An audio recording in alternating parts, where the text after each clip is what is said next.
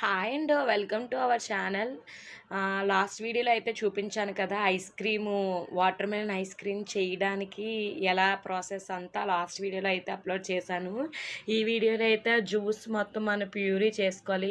పిక్కలు ఏమైనా ఉంటాయి తీసుకొని ఇలాగే మనం చూసారు కదా ఆ కప్స్కి ఏమో కొంచెం గ్యాప్ ఇచ్చి మనం జ్యూస్ అయితే వేసుకోవాలి. చూసారు కదా నేనైతే ఎలా వేసుకున్నాను.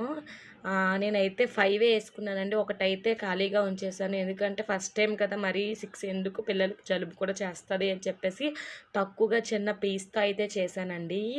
ఇవైతే నేను మీషోలో తీసుకున్నాను. మీషోలో తక్కువ ప్రైస్కే వచ్చాయి.